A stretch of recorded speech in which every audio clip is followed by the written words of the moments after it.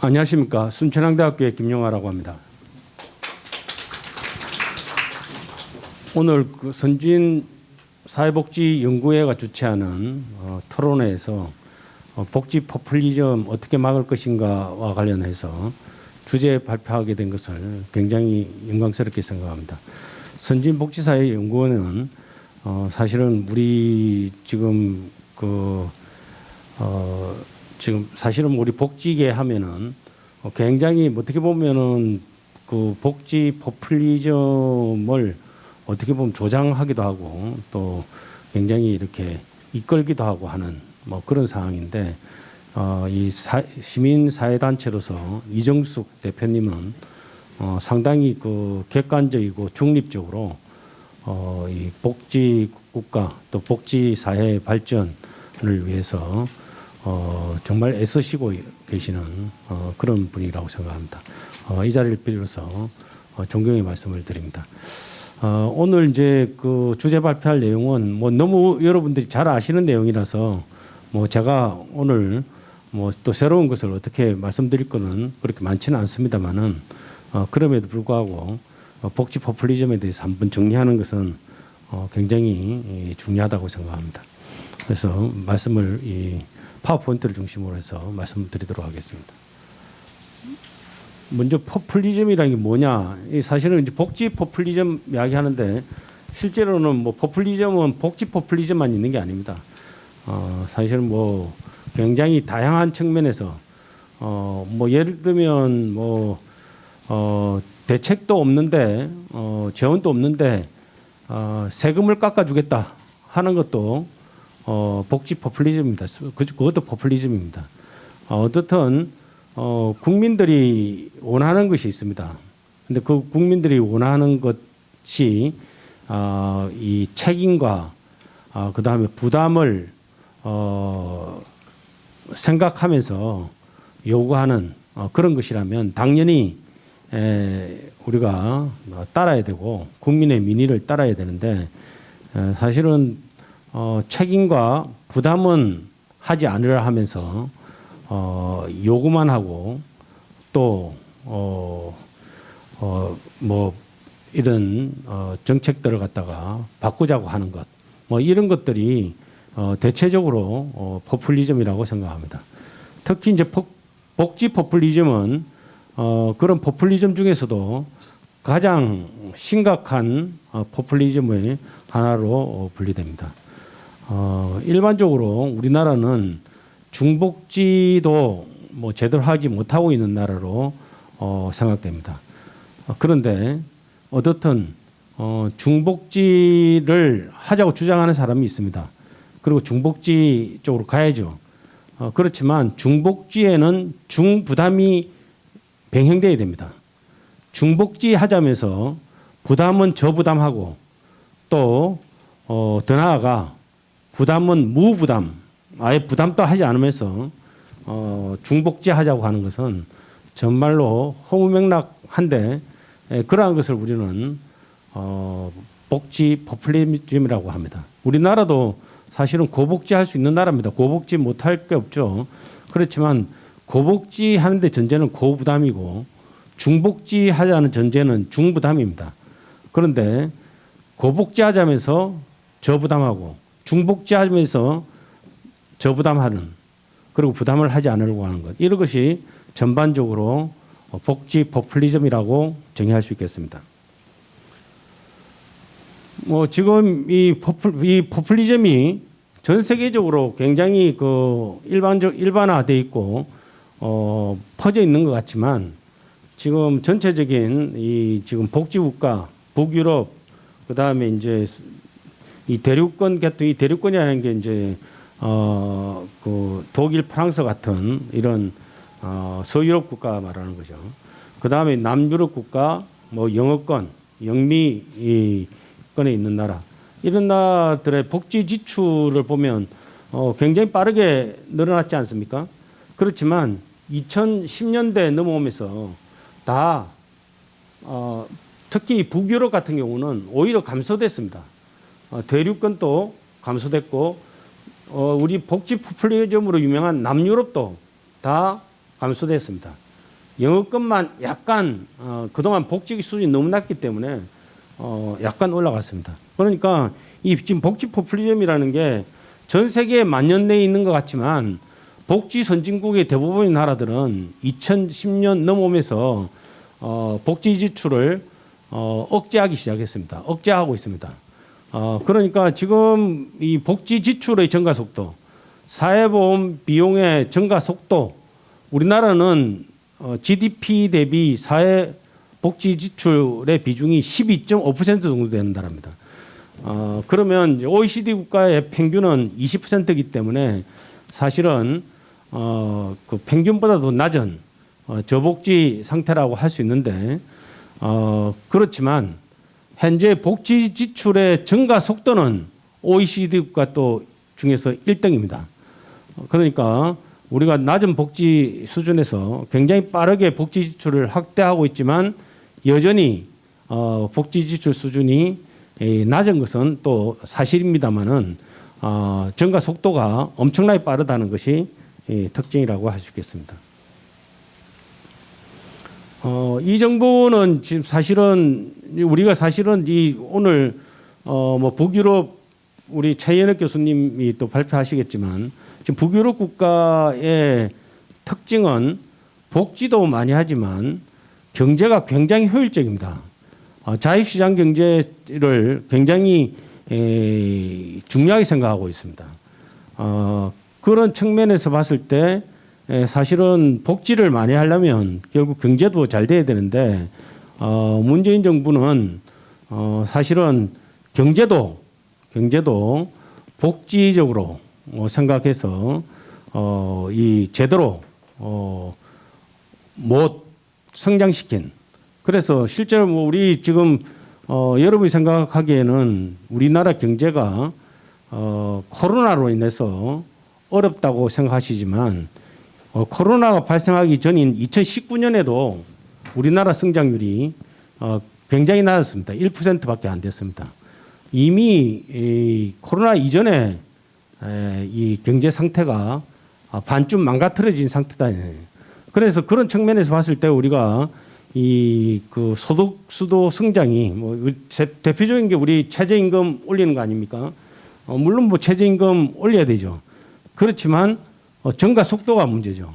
자영업자에 대해서도 뭐 각종이 뭐 한다고 했는데 뭐 한 것도 없고 또 가계지출 경감 대책으로서 각종의 비용 부담을 경감시킨다고 하는데 사회 전반적인 비용이 작아지는 나라가 돼야지 정부가 그냥 지출을 확대해 가지고 그냥 이 비용 부담만 줄이는 것은 사실은 큰 의미가 없습니다. 그리고 이전 소득과 관련해서 아동수당을 도입하고 기초연금을 20만 원, 30만 원 올리고 어떻게 보면 다 좋은 복지 정책들인데 그런 복지 정책을 하려면 이에 상응하는 재원이 있어야 되는 거죠. 재원 없이 일단 확대해 보는 그 상태가 지금 현재 상태입니다. 그래서 사실은 이 좋은 의미로 보면은 소득주도 성장은 총 수요가 촉발시키는 총 공급의 확대. 그러니까 총 수요를 먼저 확대시켜서 총 공급을 총 수요의 균형을 맞춰서 성장시키겠다고 하는 건데 개인적 정책이죠. 그런데 뭐 일단은 총 수요가 촉발되지도 않은 데다가 총 공급의 근본적인 생산성 혁신 없는 성장은 다 껍데기에 전하지 않습니다. 그래서 뭐 지금 고용 오히려 이 특히 대표적으로 최저임금 관련해서 오히려 고용이 감소되고 또 소상공인의 폐업이 잇따랐다는 것은 여러분이 너무 잘 아시는 상황이라고 생각합니다. 그 다음에 뭐 특히 뭐 임금도 올랐을 거로 생각하지만 실제로 인건비는 올라가고 임금은 별로 오르지도 못했습니다. 그래서 소득주도 성장이 선순환 고리를 타면 좋은데 사실은 악순환 고리를 탔다는 거죠. 그래서 최저임금이 오르고 고용은 줄고 소비는 위축되고 기업 투자는 줄고 경제가 망가뜨려져 버린 거예요. 우리가 결국은 복지를 많이 하려면 경제가 돌아가야 되는데 경제가 안 돌아지게 만들었으니까 이게 뭐 사실은 이 여기서부터 포퓰리즘의 시작이다라고 할 수 있습니다. 그리고 이 문재인 복지의 이 어떻게 보면은 뭐 이 대표적인 이름이 문재인 복지의 이름이 포용적 복지입니다. 포용적 복지. 그런데 이 포용적 복지가 no solution, 답이 없다는 거죠. 사실은 왜 답이 없는지 한번 봅시다. 사실은 뭐 우리 그 사회보장 기본계획 거창하게 세웠습니다. 뭐 특히 예를 들면 우리 뭐 건강보험 보장성을 70%로 확대한다든지 뭐 굉장히 이렇게 되면 굉장히 좋아질 것 같은 그런 그림을 그렸습니다. 그런데 실제로는 어떻게 됐습니까? 특히 우리가 포용적 복지의 기본적 목적은 양극화를 해소하는 거 아닙니까? 그러니까 분배 구조를 개선시켜야 되죠. 분배 구조가 별로 개선되지 않았습니다. 2016년에 5분위 배율이라는 것은 하위 20%의 소득 비중분의 상위 20%의 소득 비중인데 이 소득 5분위 배율이 낮으면 낮을수록 분배 상태가 좋은 거죠. 그런데 지금 보시면은 2016년 이제 박근혜 정부 때죠. 6.24배였는데 2019년에는 7.40배로 오히려 늘어났습니다. 그리고 뭐 좀 수상한 것들이 있어요. 2019년에 그 통계표를 바꿨어요.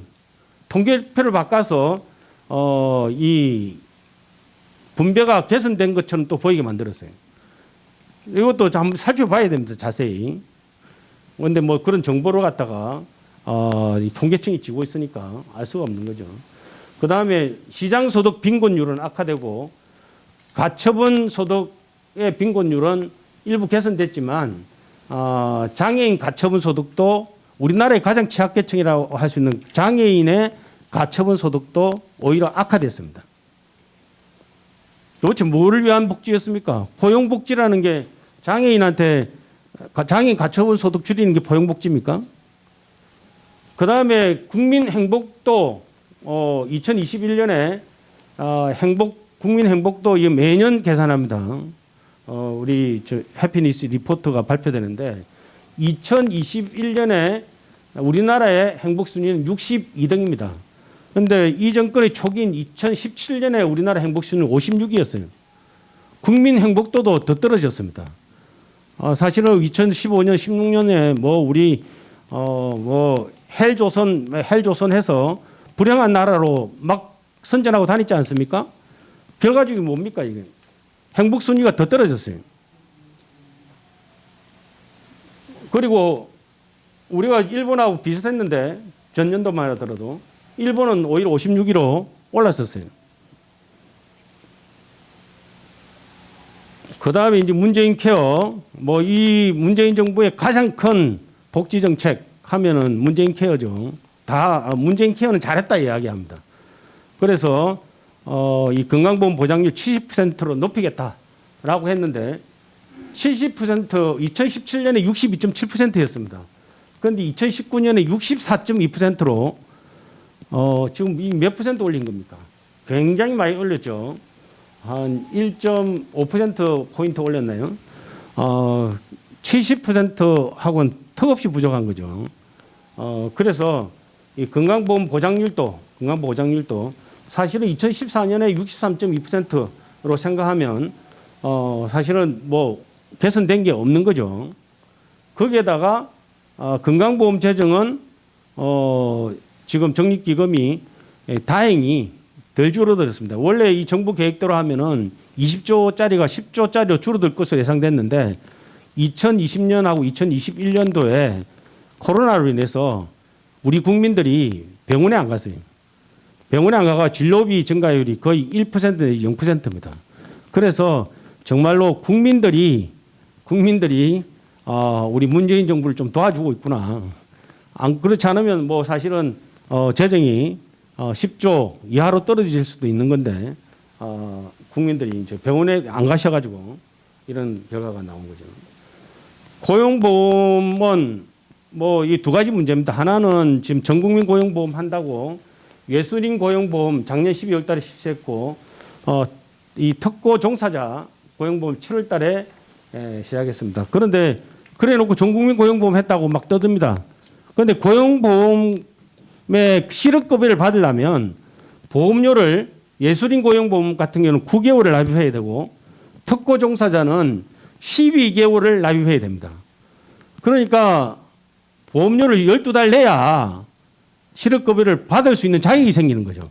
그런데 지금 정말 힘든데 보험료부터 받는 거 이게 정신 있는 겁니까 없는 겁니까? 지금은 일단 도와주고 경제가 좋아질 때 확대를 해서 사실은 실업급여가 보장되는 시기에 해야지 무조건 제도만 적용 확대만 해놓으면 좋은 줄 알고 사회보험은 보험료를 내야 보장이 되는데 거기에다가 고용보험 기금이 지금 뭐 한 7조 있다고 이야기하는데 빚을 7조 냈어요. 그래가지고 고용보험 기금이 사실상 제로가 됐습니다. 정부 초기에는 10조 원 상당의 고용보험 기금이 있었는데 이걸 다 바닥낸 거죠. 이것도 뭐 그 우리 코로나로 인해서 늘어난 부분도 있지만 그 전에 정부가 고용보험 보장성을 대책 없이 확대해 놨다가 그것도 보험료를 1.6%에서 1.3에서 1.6%로 올려놓고도 이렇게 적립기간을 완전히 깎아먹었어요. 그리고 내년도에 또 1.8%로 올린답니다. 그래도 사실은 지금 펑크 났기 때문에 고용보험료를 올릴 필요성도 있는데도 불구하고 자기 있을 때는 보험료 안 올린다. 그리고 다음 정부가 필요한 보험료 올려라. 이런 식이죠. 그래서 기금 고갈돼 가지고 지금 뭐 사실상 기금 고갈 상태고요. 그 다음에 이제 결과적으로 이야기하면은 국가 채무가에 대해서 대폭 늘어났죠. 국가 채무 늘어난 건 여러분 너무 잘 아시는데 어떻든 무책임한 복지 고용 예산이 뭐 계속 정부 지출 대비 37.5%로 늘어난 거 뭐 이거는 복지 지출 늘어날 수도 있죠. 그런데 사실은 재원이 없으면 우리가 크게 보면은 복지하고 국방하고 경제 부분이 정부 예산이 써야 될 이 중에 세 가지 큰 부분입니다. 그런데 이 정부는 정말로 훌륭한 정부입니다. 복지도 느리고 국방도 느리고 경제도 느리고 다 느렸어요. 그러니까 결과적으로는 재원은 없고 하니까 100조 원의 적자가 발생하고 그러니까 국가 부채가 매년 100조 원씩 늘어나서 이 정부 기간 동안에 국가 부채가 400조가 늘어났습니다. 그래서 올해 국가 GDP 대비 국가 부채 비율이 50%를 돌파할지 안 할지 두고 봐야 되고요.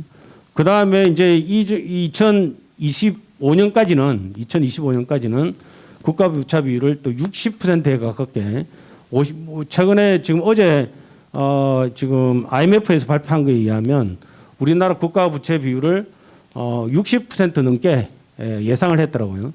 이렇게 되면 이제 국가 부채 비율 증가 속도가 OECD 국가 중에서도 1등. 우리나라 1등을 굉장히 1등을 많이 하는 1등을 많이 시키는 훌륭한 나라라고 생각합니다. 여러 가지로 1등을 시키고 있어요. 그래서 뭐 전반적으로 다만 2022년도 예산할 때 이 기재부가 조금 미안했나 봐요. 원래는 이 매년 이렇게 처음에 5개년 계획 세울 때는 이렇게 부채비를 낮게 잡잖아요. 그런데 매년 이렇게 높게 잡았다. 작년에는 이만큼 잡았는데 올해는 기울기 약간 낮췄어요.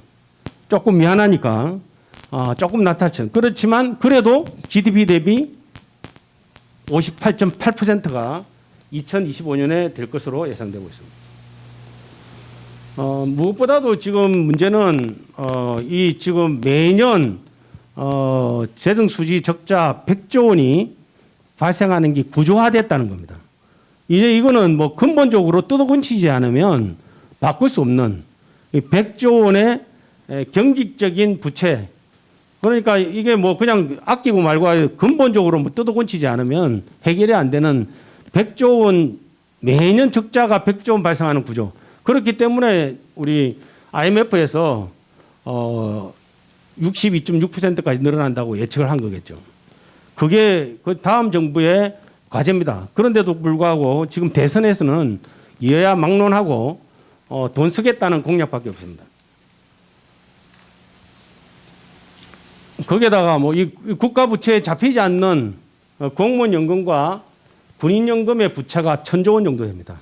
2020년 기준으로 이제 국가 부채가 지금 1,000조 원 이죠. 1,000조 원 지금 돌파하는 상황인데 지금 이제 이 공무원 연금하고 군인 연금 부채는 그렇게 잡히지도 않는 건데 별도의 1,000조 원이 또 있습니다.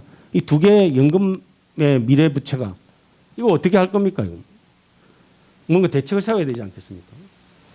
거기에다가 우리나라의 미래를 발목 잡는 것은 저출산 고령화입니다.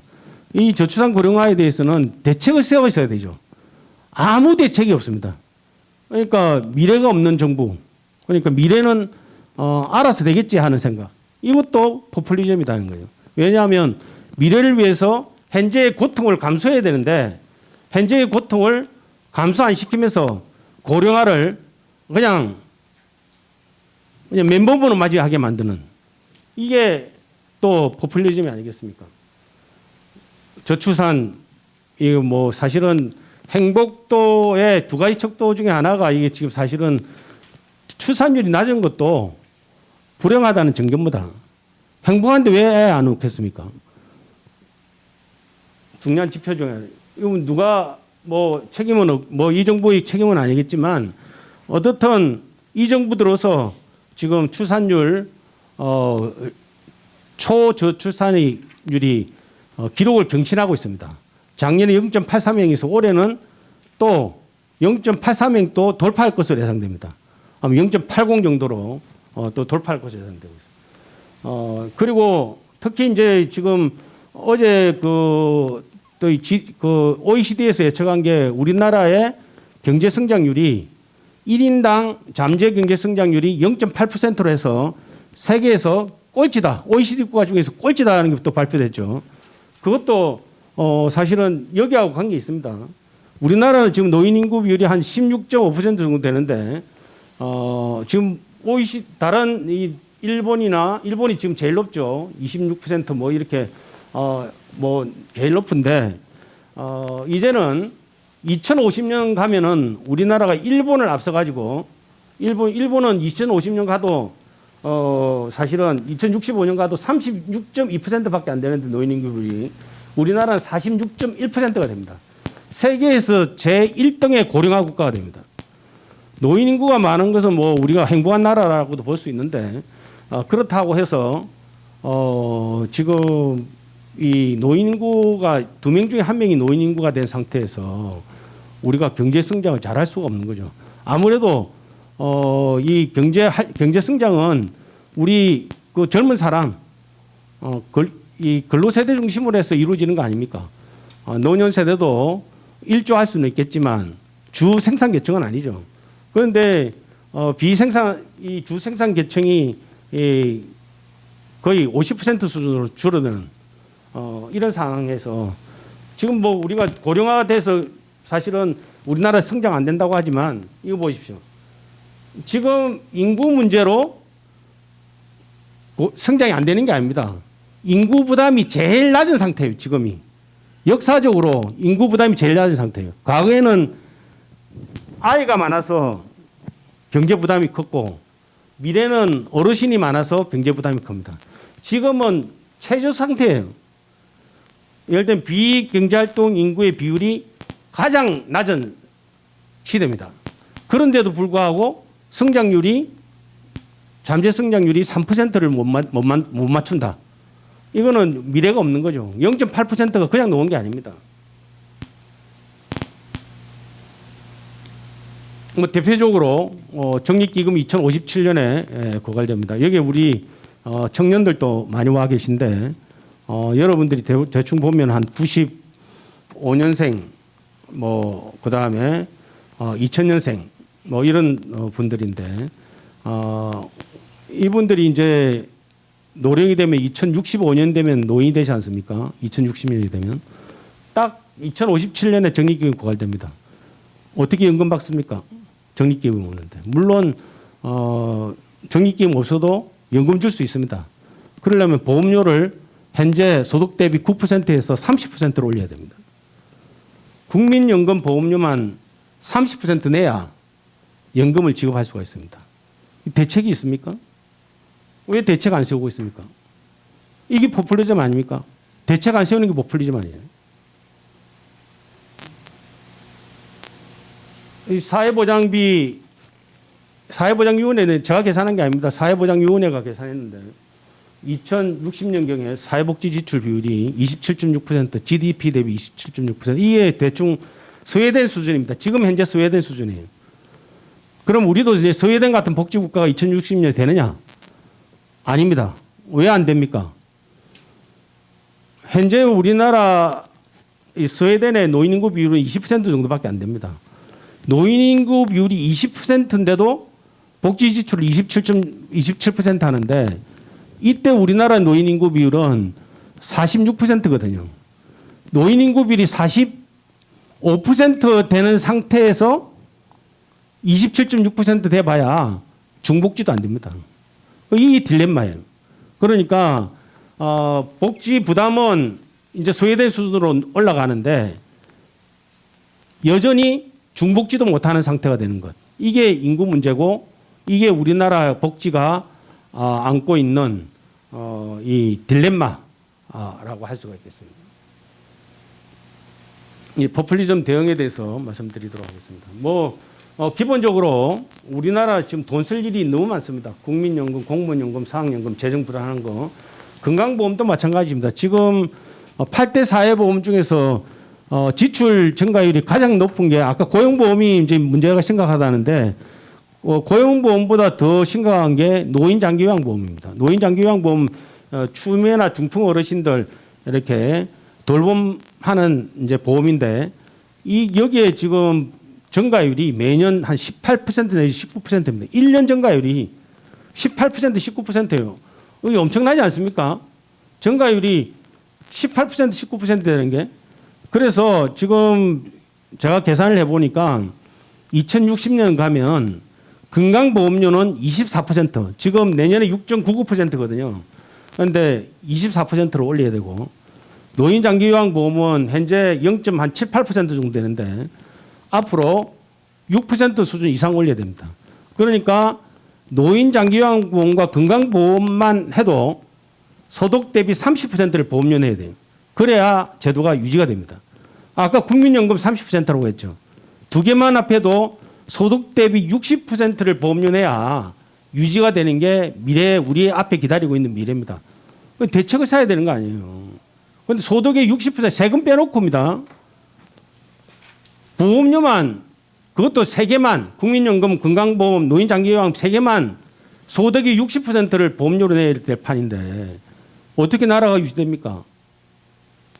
아무 대책이 없는데 아무 대책도 안 세우고 있는 거예요.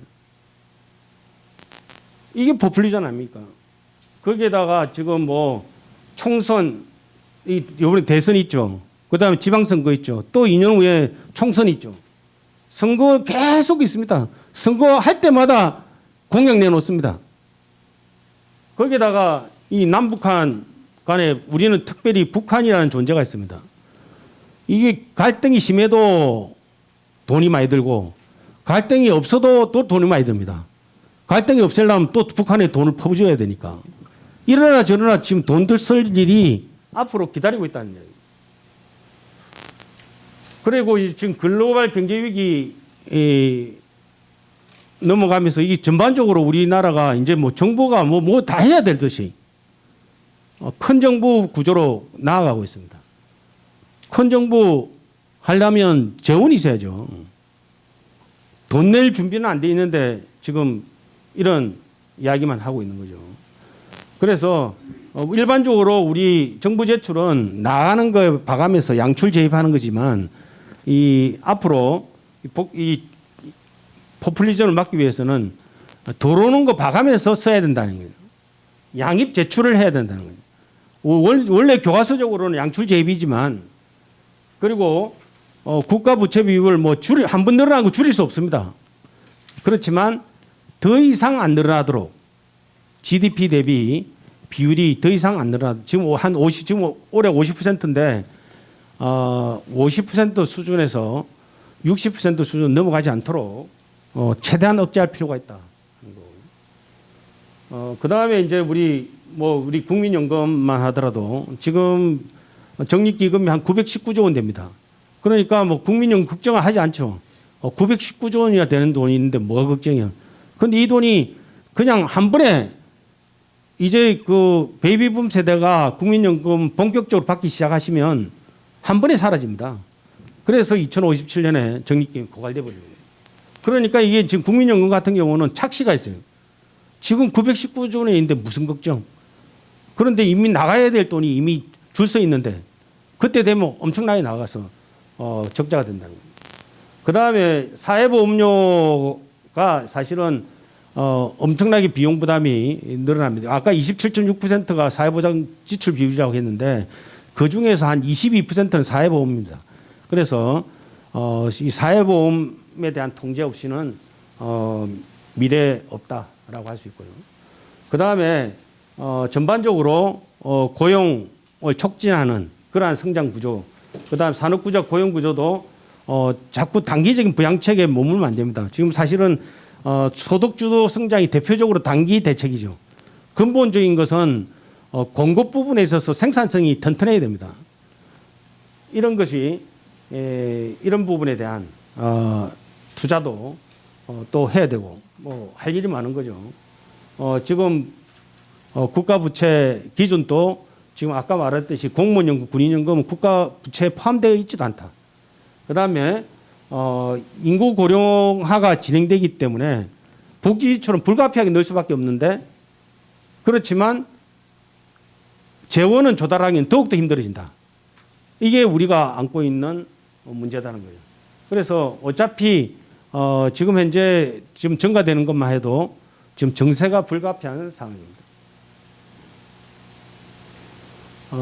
그 국가 이 조세 부담이 있죠. 아까 사회보장 부담만 했지만 그 다음에 지방 정부도 지금 돈 막 쓰고 있죠. 올해만 하더라도 지금 오늘 신문 보니까 지방 정부가 거의 10조 원, 6조 원과 8조 원 정도의 적자를 냈다 하더라고요. 물론 이제 뭐 코로나는 특수 상황이 있지만 지방 정부도 만만치 않습니다. 그래서 무엇보다도 중요한 것 중에 하나는 이 조세, 특히 이제 건강보험이나 뭐 이런 거 관련해서도 자꾸 정부 지출을 확대하라고 그래요. 정부 부담을 확대하라고 그래요. 근데 정부 부담을 확대하면 사회보험에서 정부 부담 확대하면 그거는 다 어디서 나온 겁니까? 세금을 걷어야 되는 거 아닙니까? 결국은 사회보험은 세금하고 똑같은 겁니다. 따라서 사회보험 영역, 그 다음에 국가가 해야 될 영역 명확하게 구분해야 됩니다. 지금 현재 뭐 어떻게 하면 건강보험의 정부 지출 확대해라, 뭐 확대해라. 사회보험은 사회보험 나름대로의 중심을 잡고 재정 자립을 해야 됩니다. 그래서 지금 무원칙한 사회보험에 대한 재정 지원, 이게 사회보험 포퓰리즘을 만드는 원인이라고 보이는 거죠. 그래서 아까 말씀드린 듯이 그냥 놔둬도 30% 확대되기 때문에 전반적인 이 세출 조정, 지하 경제 양성화 등 대안도 마련해야 되고 특히 지금 이 뭐 우리 지금 소비세 같은 경우 우리나라가 지금 뭐 어떤 대선 주자는 뭐 국토 보유세 만들자 뭐 이래 가지고 새로운 조세 방안 만들지만 지금 사실은 우리나라 세원의 중심이 이제 소득세, 그다음에 법인세, 그다음에 부가가치세, 재산세, 이게 4대 축인데 지금 뭐 소득세만 하더라도 굉장히 사회보험이 소득세이기 때문에 그 부담이 굉장히 크고 그다음에 그 재산세만 하더라도 지금 부동산 관련 세금이 지난번에 OECD 국가 비교해 봤더니 우리나라가 한 3등 정도 되더라고요. 이미 부동산 관련 세금이 그렇게 늘어나 있습니다. 거기에다가 법인세도 거의 우리나라가 지금 톱 수준에 들어가고 있습니다.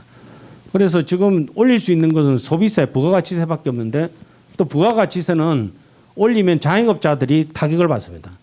그러니까 이것도 할 수도 없고 저것도 할 수 없는 사실은 올리려고 해도 올리기가 쉽지 않은 상황. 그러니까 결국은 우리가 아껴 쓰는 수밖에 없다라고 할 수 있는 겁니다. 그래서 이게 이제 뭐 전반적으로 복지를 이렇게 아주 어떻게 보면 다이어트 뭐 저도 다이어트 하려고 했는데 다이어트가 잘 안 되더라고요.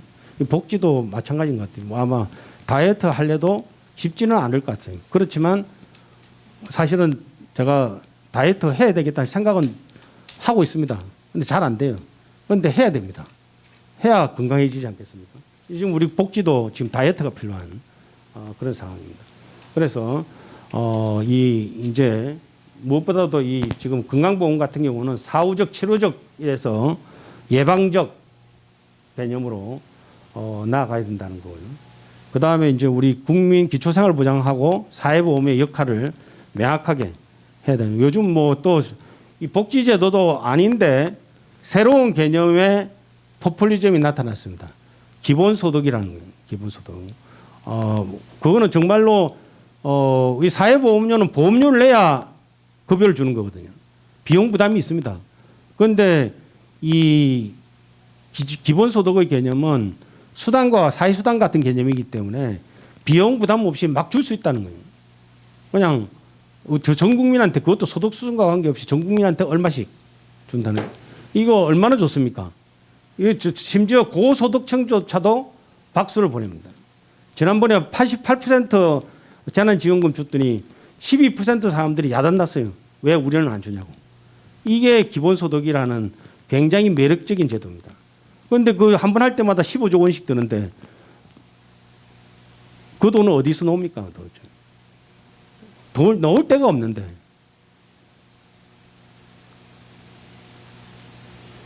그래서 어떻든 우리 전반적으로 노동, 보건, 복지 뭐 각각 노는 거 이것도 통합해서 효율적으로 가야 되고요.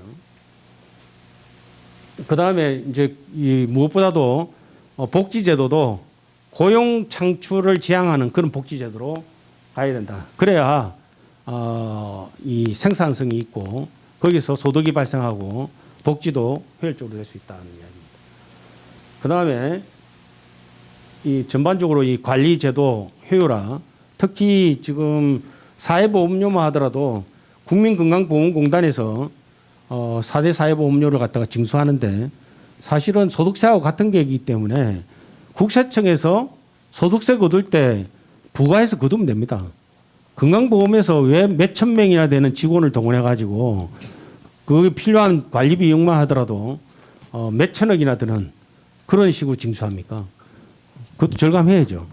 뭐 그런 식이고요. 그 다음에 보험료 부과 체계만 하더라도 지금 사실은 우리나라 건강보험에 특히 자영업자, 지역가입자 같은 경우에 있어서는 재산에 대해서 보험료 부과하고 있어요.